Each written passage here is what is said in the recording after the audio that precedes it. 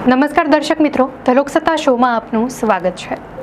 જમ્મુ અને કાશ્મીરના પૂર્વ રાજ્યપાલ સત્યપાલ મલિકનું મંગળવારે લાંબી માંદગી બાદ નિધન થયું છે।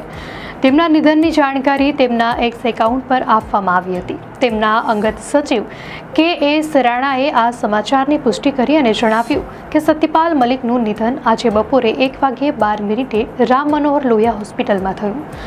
જમ્મુ કાશ્મીર ઉપરાંત સત્યપાલ મલિક બિહાર, ગોવા અને મેઘાલયના પણ રાજ્યપાલ રહી ચૂક્યા હતા। સત્યપાલ મલિક પોતાને લોહિયાવાદી માનતા હતા। લોહિયાના સમાજવાદથી પ્રભાવિત થઈને તેમણે પોતાના રાજકીય કારકિર્દી વિદ્યાર્થી નેતા તરીકે મેરઠ કોલેજ વિદ્યાર્થી સંઘથી શરૂ કરી હતી।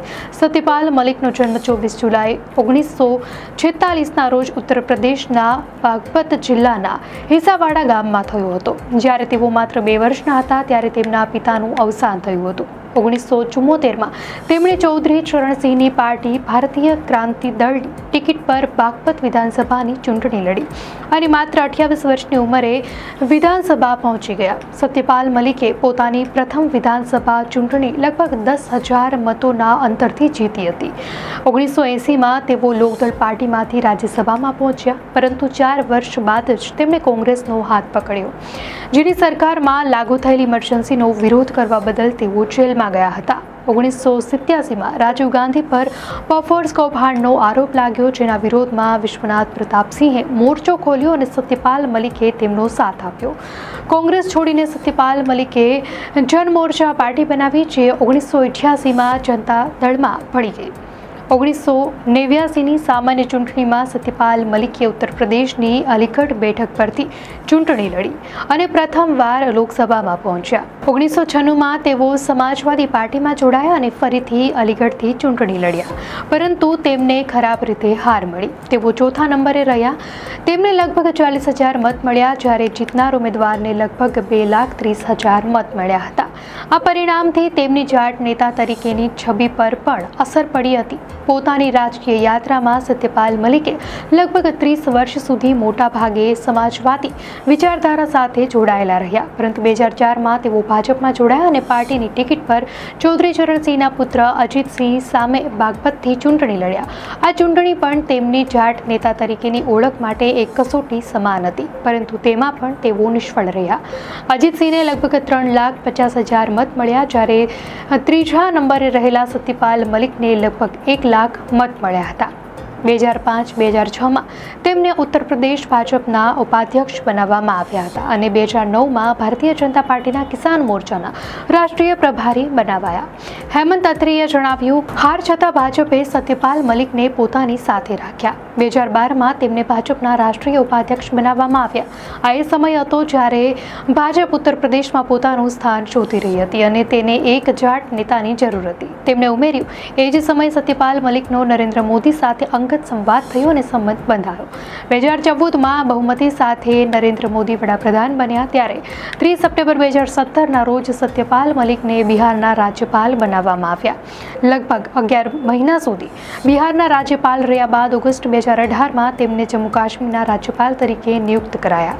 સત્યપાલ મલિકના કાર્યકાળ દરમિયાન જમ્મુ કાશ્મીરમાં વિધાનસભા ભંગ કરવામાં આવી, જે બાદ રાજ્યનો સમગ્ર વહીવટ તેમના હાથમાં આવી ગયો। આ જ સમયગાળા દરમિયાન 5 ઓગસ્ટ 2019ના રોજ જમ્મુ કાશ્મીરમાંથી કલમ 370 હટાવાઈ। નવેમ્બર 2019થી ઓગસ્ટ 2020 સુધી તેઓ ગોવાના અને ઓગસ્ટ 2020થી ઓક્ટોબર 2022 સુધી તેઓ મેઘાલયના રાજ્યપાલ રહ્યા। છેલ્લા કેટલાક વર્ષોથી સત્યપાલ મલિક સતત ઘણા મુદ્દાઓ પર મોદી સરકારની ટીકા કરી રહ્યા હતા, પછી ભલે તે ખેડૂત આંદોલન હોય કે જમ્મુ કાશ્મીરમાંથી કલમ 370 હટાવવાનો મુદ્દો હોય। તેમના ઘણા નિવેદનોએ ભારે વિવાદ ઊભા કર્યા હતા।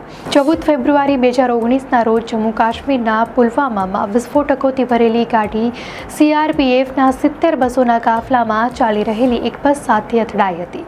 આત્મઘાતી હુમલામાં 40 જવાનોના મોત થયા હતા। આ હુમલા માટે સત્યપાલ મલિકે કેન્દ્ર સરકારને જવાબદાર ઠેરવી હતી। તેમણે કહ્યું હતું કે જમ્મુથી શ્રીનગર પહોંચવા માટે CRPFને 5 એરક્રાફ્ટની જરૂર હતી। તેમણે ગૃહ મંત્રાલય પાસેથી એરક્રાફ્ટ માંગ્યા હતા, પરંતુ તેમને આપવામાં ન આવ્યા। જો એરક્રાફ્ટ આપવામાં આવ્યા હોત તો આ હુમલો થયો ન હોત, કારણ કે આટલો મોટો કાફલો રસ્તા પરથી જતો ન હોત। સત્યપાલ મલિકે દાવો કર્યો હતો કે જ્યારે તેમણે આ માહિતી વડાપ્રધાનને આપી અને પોતાની ભૂલ વિશે જણાવ્યું ત્યારે વડાપ્રધાને કહ્યું કે તમે આ બાબતે ચૂપ રહો. કેન્દ્રીય ગૃહમંત્રી અમિત શાહે સત્યપાલ મલિકના આ આરોપનો જવાબ આપ્યો હતો. 2023માં એક ખાનગી ચેનલના ઇન્ટરવ્યૂમાં તેમણે કહ્યું હતું કે જ્યારે તમે સત્તામાં હતા ત્યારે આત્મા કેમ જાગી નહીં? જો આ બધું સાચું છે તો રાજ્યપાલ તરીકે તેઓ કેમ ચૂપ રહ્યા? આ જાહેરમાં ચર્ચા કરવાના મુદ્દા નથી. 5 ઓગસ્ટ 2019ના રોજ કેન્દ્રની ભાજપ સરકારે જમ્મુ કાશ્મીરમાંથી કલમ 370 હટાવી હતી. મલિકે દાવો કર્યો હતો કે આટલા મોટા નિર્ણયની જાણકારી તેમને માત્ર એક દિવસ પહેલા જ આપવામાં આવી હતી. તેમણે જણાવ્યું, મને કંઈ જ ખબર નહોતી. એક દિવસ પહેલા સાંજે ગૃહમંત્રીનો ફોન આવ્યો કે સત્યપાલ, હું એક પત્ર મોકલી રહ્યો છું. સવારે તમારી કમિટી પાસેથી પસાર કરાવીને 11 વાગ્યા પહેલા મોકલી દેજો. જૂન 2022માં અગ્નિપથ યોજનાનો વિરોધ કરતા મલિકે કહ્યું હતું કે અગ્નિપથ યોજના આપણા સૈન્ય અને જવાનોને નીચા દેખાડવાનું કામ કરશે.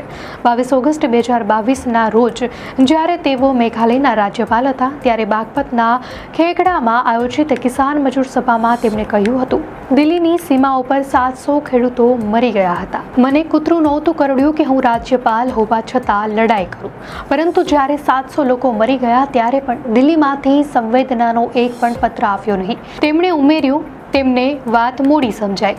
બાદમાં માફી માંગીને 3 કાયદા પાછા ખેંચવામાં આવ્યા, પરંતુ ત્યારે પણ તેમના સ્વભાવમાં પ્રામાણિકતા નહોતી.